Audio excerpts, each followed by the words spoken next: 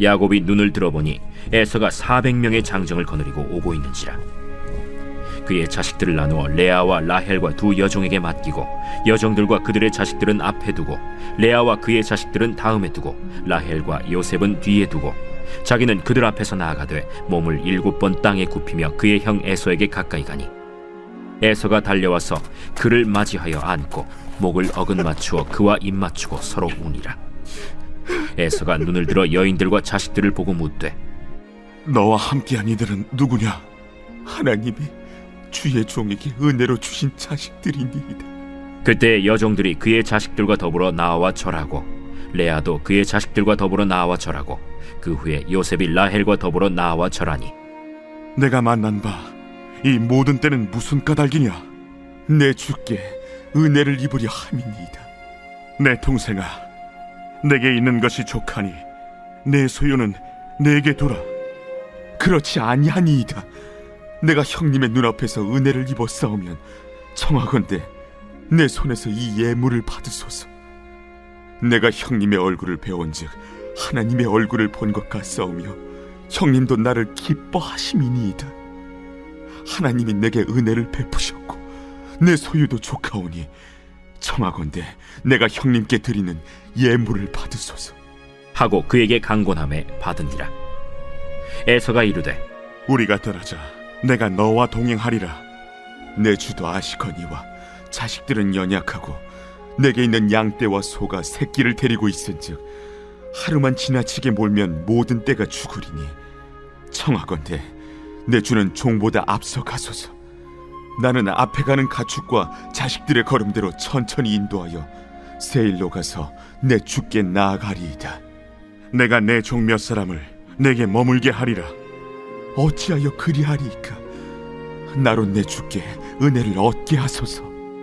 이날에 에서는 세일로 돌아가고 야곱은 숫곳에 이르러 자기를 위하여 집을 짓고 그의 가축을 위하여 우릿간을 지었으므로 그 땅 이름을 숫곳이라 부르더라. 오늘 본문 말씀은 창세기 33장 야곱과 에서의 만남입니다. 인간관계 중에서 가장 오랜 시간 가장 많은 영향을 끼치는 관계가 있습니다. 그것은 가족관계죠.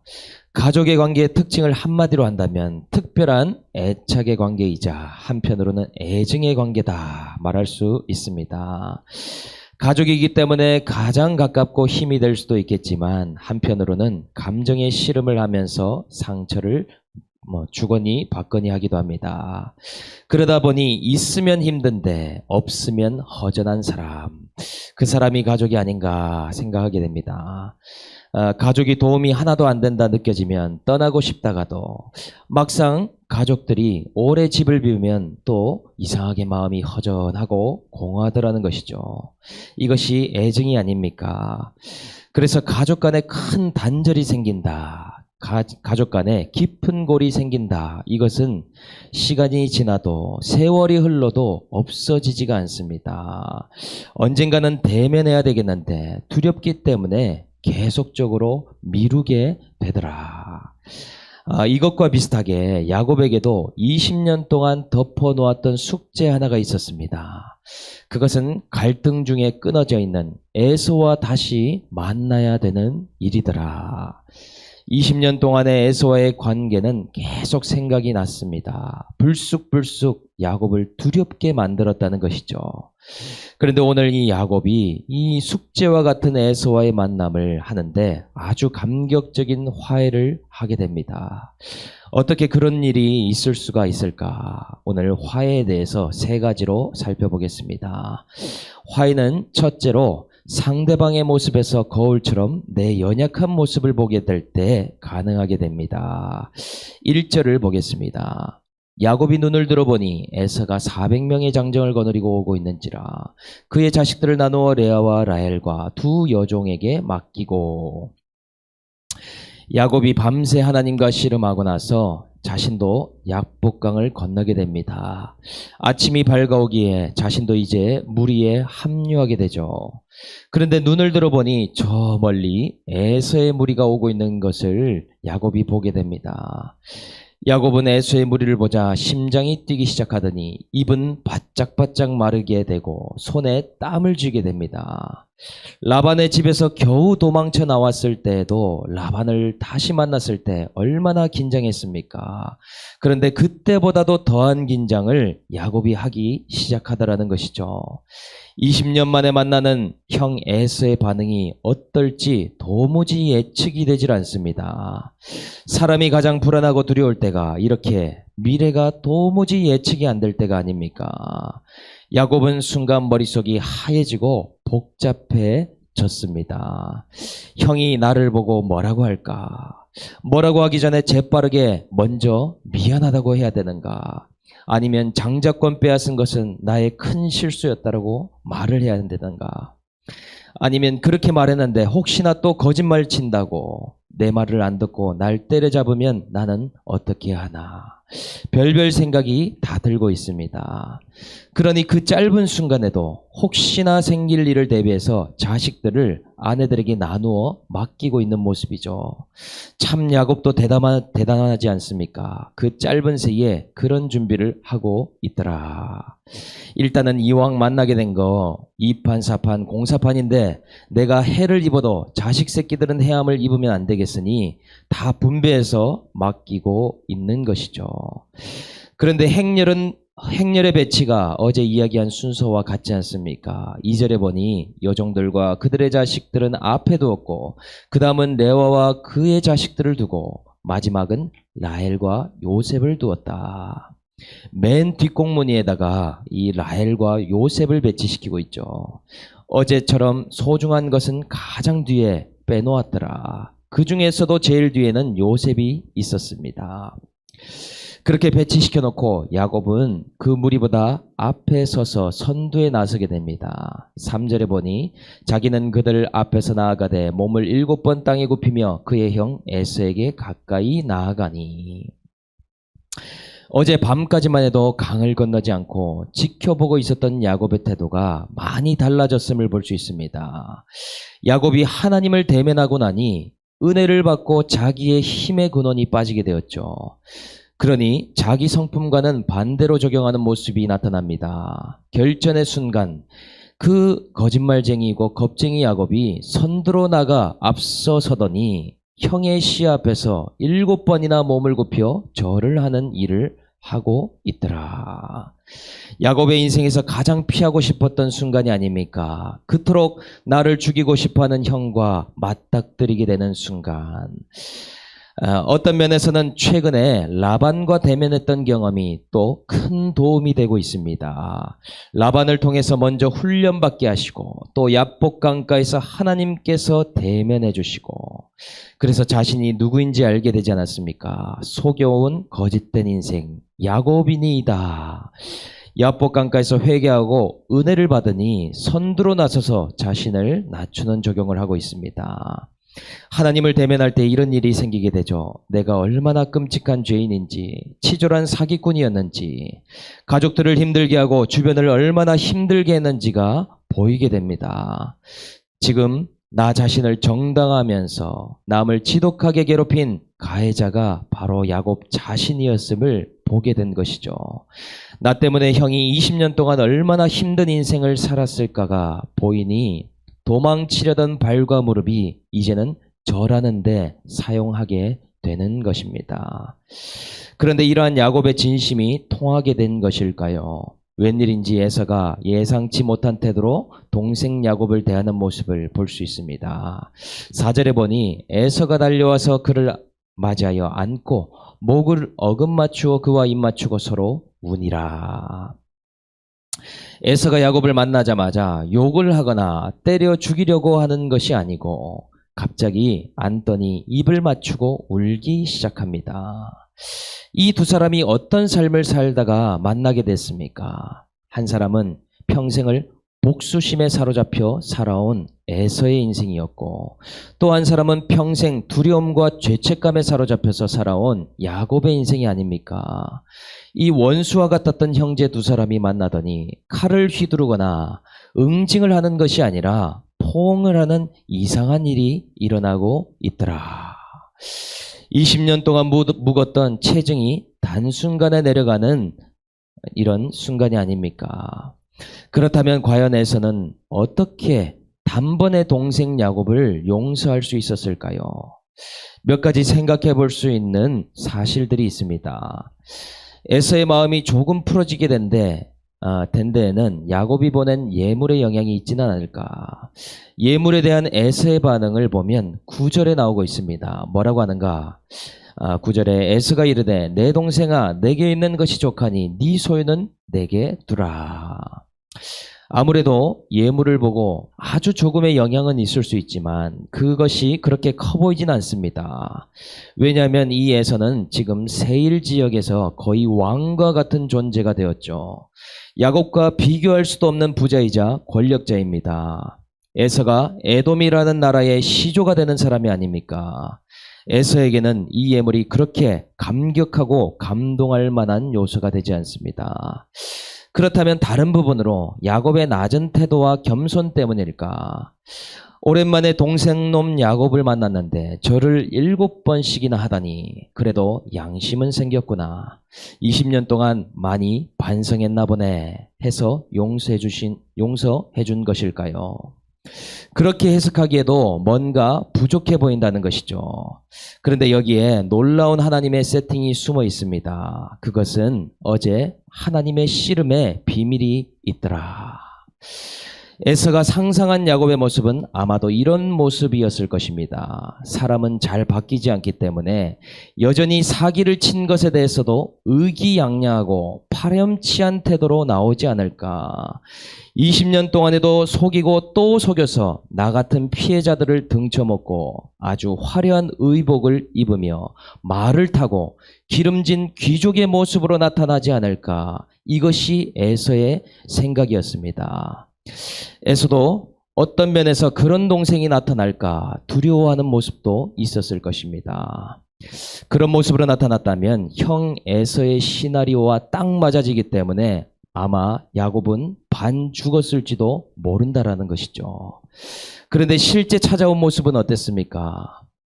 에서는 아주 감정적인 사람이기 때문에 화끈하게 팥죽 한 그릇에 장자권도 팔고 또 속은 것 때문에 냄비처럼 끓어올라서 분노를 주체 못하는 사람 아닙니까? 이러한 에서의 눈에 본 야곱은 상상할 수 없는 모습으로 찾아오는 것을 보게 됩니다. 야곱이 저 멀리 걸어오는데 하나님과 씨름하다가 허벅지 관절이 탈구되지 않았습니까? 절뚝 걸어오는데 그 불편한 다리를 이끌고 자신에게 절을 하는 동생 야곱이 보이는 것이죠. 복장도 밤새 씨름을 하고 온 탓에 귀족이 아니라 거지에 가깝고 모습은 기름진 게 아니라 헝클어진 머리와 먼지를 뒤집어 쓴 모습까지 얼마나 고생을 한 것인지 다가오는 동생의 야곱의 모습은 불쌍하기까지 하더라는 것이죠. 야곱을 보는 에서의 눈시울이 붉어지기 시작했습니다.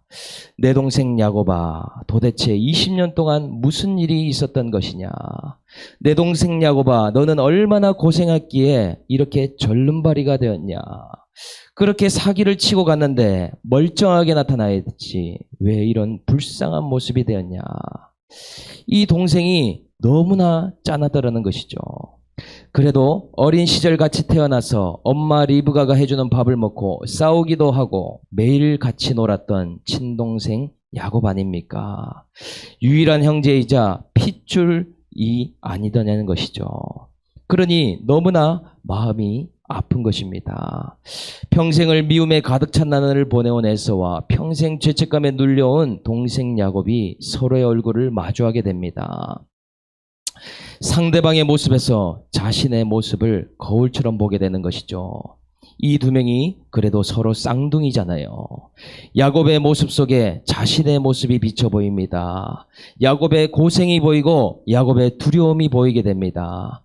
형에게 맞아 죽을까 불안해하는 눈동자를 본 것이죠. 이런 동생을 용서하지 못할 형이 있겠습니까? 오늘 안고 오열을 하게 되는 것입니다. 야곱은 20년 동안 모은 가축들과 환도뼈가 탈구되고 그리고 절하는 것으로 속인 값을 치르게 하시고 에서는 이런 절름발이 야곱을 불쌍히 여기고 용서하도록 하나님이 역사해주고 있습니다.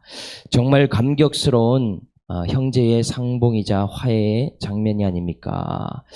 이렇게 주님을 만나고 자기 죄를 알게 되면 다시 볼 수 없었던 사람에게도 찾아갈 마음을 주십니다. 구속사의 주인공이 먼저 하나님을 만나는 것이고 먼저 자기 죄를 보고 용서를 구하게 되는 것이죠. 값을 치르고 낮아짐으로 화해의 발걸음을 시작하게 되더라. 나의 힘의 근원이 빠지는 연약함을 사용하셔서 믿지 않는 가족들, 화해할 수 없는 친척들의 마음을 바꿔주시고 변화시켜 주신다라는 사실입니다. 야곱이 가나안 땅에 들어가기 전에 끝판대장 에서를 만나야지 들어갈 수 있는 것이죠. 이 가나안 땅은 천국을 향해 가는 성도의 삶을 보여주시는 것입니다. 우리도 이 땅에서 하나님 앞에 서기 전에 반드시 해야 할 과제가 있는데 원수와 같은 형제, 가족, 친지들을 만나고 화해하는 일입니다. 이것이 내가 또한 하나님께 용서함 받은 증거이고 하나님과 대면한 증거라는 사실이죠. 그러한 결전의 날을 위해서 우리가 오늘 해야 하는 것은 하나님과 씨름하는 기도이고 하나님과 대면하는 예배입니다. 타이밍이 지금이 아닐 수도 있고 시간이 더 많이 걸릴 수도 있지만 반드시 가나안 땅에 들어가기 전에 우리에게 이러한 기회를 주시고 타이밍을 주시며 환경을 세팅해 가십니다. 나의 죄를 보고 값을 치르는 조경을 통해서 형제와 화해하고 회복하게 되는 역사를 일으키는 주인공으로 살게 하신다. 관계가 끊어진 형제 자매가 있다면 그 형제 안에 있는 모습을 보고 용서가 되어질 수 있는 은혜가 저와 여러분들 세계비전교회 공동체 가운데 있기를 주님의 이름으로 축복합니다. 두 번째로 화해는 은혜가 아니면 불가능하다라고 말합니다. 5절에 에서가 눈을 들어 여인들과 자식들을 보고 묻되 너와 함께한 이들은 누구냐? 야곱이 이르되 하나님이 주의 종에게 은혜로 주신 자식들이니이다. 야곱과 에서가 상봉하고 극적인 화해를 하자 이 두 군대와 같은 무리의 분위기가 사뭇 달라지게 되었습니다. 이 두 무리가 싸우느냐 화합하느냐는 야곱과 에서의 반응에 달린 일이었죠. 이 야곱이 형을 만나기 전에 두려워하고 긴장하니 레아와 라헬 그리고 모든 식솔들까지도 불안해하고 긴장할 수밖에 없었습니다. 그런데 이 두 사람이 화해를 하니 가족들까지도 마음이 풀어지고 경계심이 누그러지게 되었습니다. 서로가 서로를 바라보는 눈빛이 달라지고 받아들이는 분위기가 되었더라. 그래서 5절부터 7절까지 어떤 일이 일어나는가? 야곱의 가족들을 에서에게 하나씩 소개하기 시작하죠. 에서가 함께한 사람들이 누구냐 묻자 자신의 아내인 레아와 라헬 그리고 여종들과 자기 아들들을 하나둘씩 보여주면서 소개하기 시작합니다. 이 처와 자녀들을 하나님께서 은혜로 주셨다라고 야곱이 고백하고 있더라. 이렇게 야곱이 하나님과의 관계가 회복되어 대면하니 어떤 일이 일어난다고 합니까? 오늘 본문에는 은혜라는 단어가 5번씩이나 등장하고 있습니다. 은혜로 원수와 같았던 형 에서와도 대면하고 화해하는 복을 주시면서 분이엘의 은혜가 임하니 야곱의 삶에 진정한 샬롬의 복이 임하게 됩니다. 용서와 화해는 사람의 애씀으로 되는 것이 아니고 은혜가 임해야 된다라는 것이죠. 사람과의 관계 회복도 영적인 일인데 하나님과의 관계가 먼저 풀리고 난 후에 은혜 가운데에 일어나게 되는 사건입니다. 이렇게 하나님과 대면하면 형제 간에도 화해가 일어나게 되는데 이것이 확장되듯이 가족 전체로 흘러내려가는 모습이 되게 된다는 것입니다. 야곱이 은혜를 고백하고 여종들과 레아와 라헬 순으로 아까 행렬 순서대로 이 샬롬의 복이 점점 흘러서 퍼지게 되는 것이 특징이죠. 그러니 분이엘의 은혜가 무엇이었습니까? 내가 하나님과 사람을 속여온 죄의 값을 지불한 것, 탈구가 된 것이고 속인 자 야곱이라고 자백하는 것이었죠. 그때에 샬롬의 하나님이 나타나 가족 모두에게도 샬롬의 평강으로 부어지게 되었다. 기록하고 있습니다. 피하고 싶었고 덮어놓고 싶었던 그 한 사람과 화해하면 가족 전체 분위기가 달라지고 변화가 일어나게 됩니다. 끊어진 형제 한 사람이 있을 때 오늘 나에게 구해야 되는 것, 브니엘의 은혜와 이 샬롬의 평강이 우리 가정에 임하도록 기도해야 될 줄 믿습니다. 그리고는 무슨 일이 일어나는가? 8절에 에서가 또 이르되 내가 만난 바 이 모든 때는 무슨 까닭이냐? 야곱이 이르되 내 주께 은혜를 입으려 함이니이다. 화해한 후에 야곱이 예물로 준비한 가축들을 받아달라고 이야기합니다. 이런 용서와 화해가 없다면 이 예물은 어떻게 되었겠습니까? 에서의 군대에 탈취를 당하거나 아니면 도살당할 수 있었겠죠. 그런데 참된 용서와 화해에 대해는 반드시 물질이 뒤따르게 됩니다. 이것은 화해를 하기 위해서가 아니라 화해한 결과로 나타나게 되는 모습이죠. 화해하지 못하면 마음이 묶이게 되고 연락도 선물도 어떤 모양으로도 서로 섬길 수 없게 됩니다. 우리가 흔히 형제간에나 공동체 안에서 절대 하면 안 되는 것이 돈 거래라고 이야기하지 않습니까? 돈을 빌려주고 받는 것을 하지 말라고 하는데, 그런데 화해하면 어떤 일이 일어나는가? 돈을 빌려주는 것이 아니라 서로의 마음을 표현하는데 물질이 반드시 쓰여지게 된다라는 것을 말하는 것입니다. 마음이 있으니 선물을 주기도 하고 또 필요한 것들을 챙겨주게 되고, 달라고 해서 주는 것도 아니요 기브앤테이커처럼 되받으려고 주는 것도 아닙니다. 서로의 마음이 풀어졌음이 그러한 모양으로 나타나게 된다는 것이죠. 마음이 다치면 연락도 다치고 선물이나 물질도 다치며 대면하는 것조차 하지 않게 되는 모양으로 나타나게 됩니다. 그래서요 10절에 내가 형님의 눈앞에 은혜를 입었사오면 청하건대 내 손에서 예물을 받으소서. 내가 형님의 얼굴을 배운즉 하나님의 얼굴을 본 것 같사오며. 야곱은 완전히 새로운 인생이 시작되게 됩니다. 그렇게 오랜 시간 두려움으로 지내는데 형과 화해하면서 새로운 삶이 열리게 되고 모든 세상이 달라 보이게 됩니다. 나 같은 사기꾼을 만나주시고 포기하지 않으신 하나님께 너무나 감사하게 되고, 그리고 나를 죽일 수 있음에도 해치지 않고 입맞추고 용서해준 형에게 너무나 고마울 따름이죠. 비록 값은 치르며 바른 절뚝이가 되고 예물의 값을 지불했지만 하나도 아깝지가 않습니다. 내 죄에 비하면 지금까지 받은 고난과 치른 값은 너무나 가볍다는 것을 깨닫게 된 것이죠. 그러니 에서의 얼굴을 보는데 뭐라고 말합니까? 하나님의 얼굴을 보는 것 같다라고 고백합니다. 그러니 이런 브니엘의 은혜가 있을 때 두 가지 현상이 일어나게 되는 것을 알 수 있습니다. 원수와 같았던 사람에게 내 모습이 보이게 되고, 또 동시에 그 사람 안에 있는 하나님의 모습이 보이게 된다. 그 사람이 너무나 사랑스럽게 보인다라는 것이죠. 은혜가 임하면 반드시 이런 일이 생깁니다.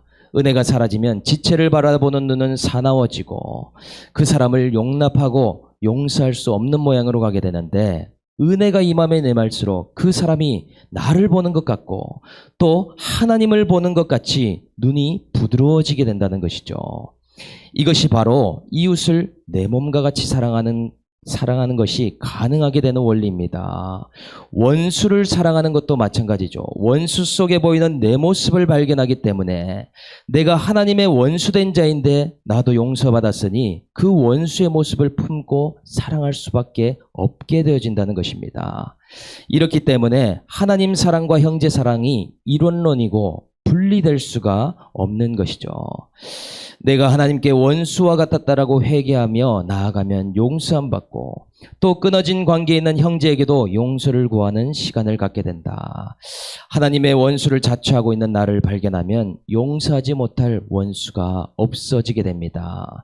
이런 샬롬의 은혜, 브니엘의 은혜가 저와 여러분들 가운데 충만하기를 주의 이름으로 축복합니다. 세 번째, 화해의 완성은 에서와 화해를 하되 동행은 피하는 것입니다. 12, 13절에 보니 에서가 이르되 우리가 떠나자 내가 너와 동행하리라. 야곱이 그에게 이르되 내 주도 아시거니와 자식들은 연약하고 내게 있는 양떼와 소가 새끼를 데리고 있은즉 하루만 지나치게 멀면 모든 떼가 죽으리니. 에서가 야곱에게 솔깃한 제안을 합니다. 내 동생 야곱아, 내가 있는 곳에 너도 함께 가자. 내가 너와 동행해서 인도하겠다. 형 에서가 오랜만에 동생을 만났으니 얼마나 좋은 마음으로 한 제안입니까?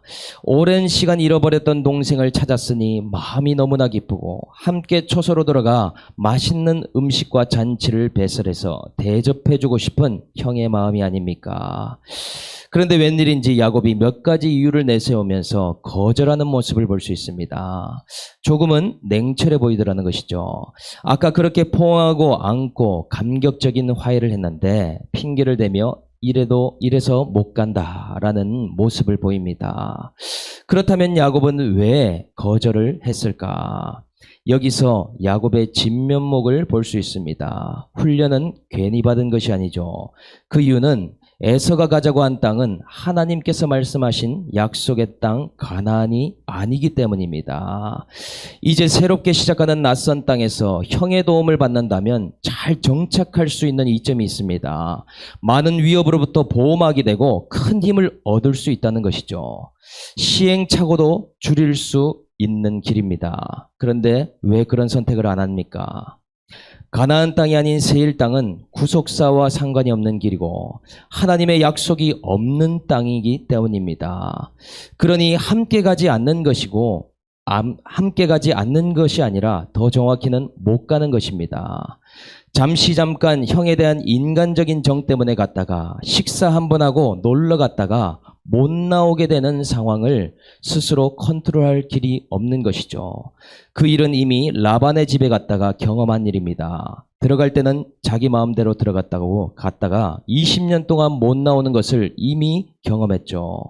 그러니 야곱에게는 타협이 없는 것이죠. 진정한 화해의 완성은 신본적인 사랑입니다. 믿지 않는 형제와 화해는 하되 그렇다라고 해서 신앙을 버리는 길을 가서는 안 됩니다. 내가 어디까지 함께 할 수 있는가를 분별하는 것이 믿음입니다. 좋은 게 좋은 것이다라고 해서 같이 할 수 있는 것이 아니더라는 것이죠. 요한 1세에서도 나왔듯이 진리 안에서 사랑해야 되고 진리를 벗어나면 사랑할 수 없다는 것을 알아야 되는 것입니다.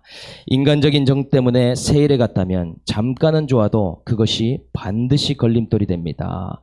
인본주의적인 사랑을 하다가 한계가 올 수밖에 없다는 것을 알고 분별해야 된다는 것이죠. 우리도 마찬가지지 아닙니까? 아무리 인간적으로 사랑해도 불신결혼은 피해야 하는 것이고 심지어 크리스천 배우자라고 해도 구속사의 말씀과 공동체를 버리고 가는 세일의 길이라면 따라가서는 안 된다라는 것이죠. 또 꾀임에 넘어가 안 믿는 친척 친지와 동업을 하자, 사업을 함께 시작하자 해서 굉장히 난감한 상황에 빠지는 경우가 한둘이 아닙니다. 그렇기 때문에 어떤 길을 선택할 때 그 길에 하나님의 언약이 있는 길인가, 약속에 있는 길인가를 반드시 확인해야 됩니다. 진리 안에서 사랑하는 일인가, 화해는 하고 관계는 좋게 잘 지내되 친구 따라 가족 따라 강남에 가서는 안 된다는 것이죠. 하나님의 약속이 아니면 아무리 좋아도 아무리 인정으로 끌어당겨도 뿌리치고 지혜롭게 명분을 내세워 가지쳐야 됩니다. 야곱처럼 그 길이 초행길이고 낯설어도 하나님의 약속 안에 숫곳이라는 땅에 머물러야 한다라는 것이죠. 오늘 저와 여러분들은 세일이 아닌 하나님의 가나안 땅에 끝까지 잘 머무를 수 있기를 주 예수의 이름으로 축복합니다. 적용 질문 드리겠습니다. 오랫동안 단절되어 끊어진 두려움의 관계는 누구입니까? 하나님과 씨름하고 대면함으로 화해를 위한 준비를 하고 있습니까? 인간적인 정 때문에 좋은 게 좋은 거라고 따라가고 있는 세일은 어디입니까? 오늘 말씀 생각하면서 한번 기도하겠습니다. 하나님 아버지, 저의 삶을 돌아보니 하나님께 원수 같은 자요, 내 욕심에 속아 하나님과 사람을 기만하려고 했던 야곱과 같은 자였음을 고백합니다. 그런 죄인에게 기회를 주시고 예수님의 보혈을 쏟아주셔서 날마다 대면케 하시는 은혜가 참으로 크고 귀함을 이 시간 고백합니다. 날마다 하나님과 씨름하여 대면하는 것이 나의 사람들과 또한 가족들과 형제들에게 나타나게 하시고 샬롬의 은혜로 나의 삶에 그리고 우리의 가정에 채워질 수 있도록 은혜를 베풀어 주시옵소서. 우리에게도 덮어놓았지만 해결되지 않고 회복되지 않은 관계들이 있습니다. 자식과의 관계, 배우자의 관계, 형제 간의 관계, 여전히 풀어지지 않는 관계들, 저 가나안 땅을 향하여 나아갈 때에 나에게 맡기신 화해의 사명을 잘 풀어갈 수 있도록 은혜 위에 은혜를 더하여 주시옵소서. 하나님, 화해와 동행을 잘 분별하게 하시고 인정과 사랑을 분별하게 하여 주셔서 관계를 잘 유지하고 잘 지내되 세일에까지 우리의 발걸음이 가지 않도록 우리의 발을 붙들어 주시고 인도하여 주시옵소서. 감사를 드리며 우리를 구원하신 예수님의 이름으로 기도합니다. 아멘.